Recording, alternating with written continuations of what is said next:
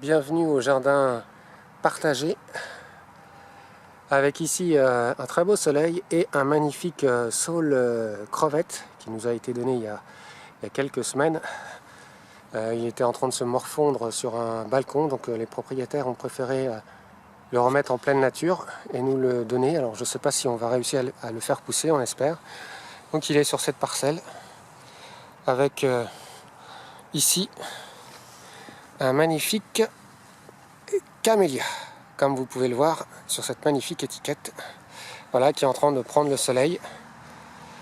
Il faut savoir que là on est le 9 décembre. Normalement il devrait faire froid, mais ça fait depuis 6 jours qu'il y a un pic de pollution sur la région parisienne. Et c'est tout bon pour ce camélia qui profite un petit peu de ce soleil. Et il est là sur cette parcelle qui a été recouverte de différentes matières mortes, notamment des feuilles. Alors ici vous voyez des feuilles de platane.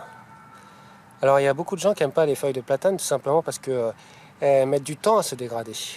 Et moi justement ça m'intéresse parce que je sais que plus ça met du temps à se dégrader, plus ça permet de fabriquer un humus qui est extrêmement stable et qui va très bien nourrir les plantes. Donc les feuilles de platane c'est la meilleure chose que vous pouvez avoir. Mais il faut savoir que à travers ces feuilles de platane, on a mis aussi des feuilles qui se dégradent beaucoup plus rapidement. On les voit même à peine là. Voilà, il y en a encore une là. Et donc ces feuilles se dégradent beaucoup plus rapidement par l'activité biologique. Et les feuilles de platane sont là justement pour recouvrir le tout et faire en sorte que le travail se fasse. Voilà. Donc vous avez des feuilles de platane, vous avez aussi ici des... je ne sais pas si vous voyez bien là, ce sont des tiges de cosmos. C'est-à-dire que ces tiges-là, c'est de la matière rigide, complètement lignifiée, et c'est très bon pour le sol aussi. On ne le voit pas très bien. C'est très bon pour le sol, ça le nourrit. Et il y a tout un tas de micro-organismes qui vont, les champignons, les bactéries, toute la faune du sol qui va dégrader tout ça. Et le principe, c'est que à travers ce paillage, au printemps, en mai, vous allez avoir des nouvelles fleurs qui vont traverser ce paillis qui nourrit le sol et qui vont profiter à ces fleurs. Et vous verrez plus du tout ce paillis qui aura disparu, et on l'espère, derrière ces feuilles. Donc si vous remarquez aussi, vous apercevez qu'en fait il n'y a pas beaucoup à part des plantes sur le paillis. Il est exclusivement constitué de matières mortes, ce qu'on appelle aussi du carbone. Tout ça c'est du carbone, c'est des matières brunes, ce qu'on appelle du carbone. Il faut savoir que à travers ces feuilles, ce carbone, on va pouvoir fabriquer tout simplement de l'azote. Et on va fabriquer de l'azote tout simplement grâce aux fixateurs libres qui sont un ensemble de bactéries, d'azotobactères, de clostridium.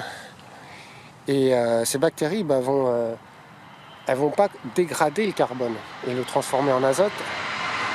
Elles vont, je laisse passer le train, elles vont tout simplement assimiler l'azote de l'air, le transformer et le rendre assimilable pour les plantes qui, elles, ne peuvent pas assimiler directement l'azote. Donc c'est toutes ces bactéries libres, ces fixateurs libres, je veux dire, qui vont, grâce à cette matière morte, vont fabriquer toutes seules de l'azote. Et pour ça, il faut surtout pas apporter de l'azote, ne serait-ce que des tontes de pelouse ou autres qui sont très riches en azote. Il faut laisser cette matière morte, et il faut laisser ce processus se faire exactement comme on l'observe dans la nature. C'est-à-dire que dans la nature, les prairies, les forêts, vous avez pas de tonte de pelouse dans la forêt.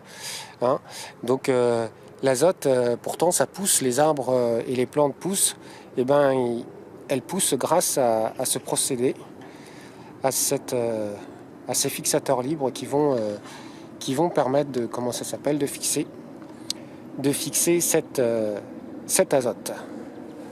Ces fixateurs libres, ils ne supportent pas le soleil, et notamment les UV. qui fait que ça les fait tout simplement mourir.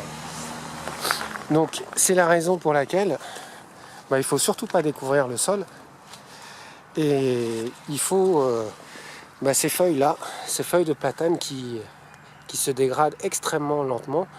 Et en fait, ces feuilles-là, elles vont me servir, avant qu'elles soient complètement dégradées elles aussi, elles vont me servir de couverture. Elles me permettent de protéger ce sol, de protéger toutes ces bactéries, tous ces champignons qui vont dégrader et qui vont fertiliser le sol. Vous avez un ensemble de vers de terre épigé, donc de surface, qui va manger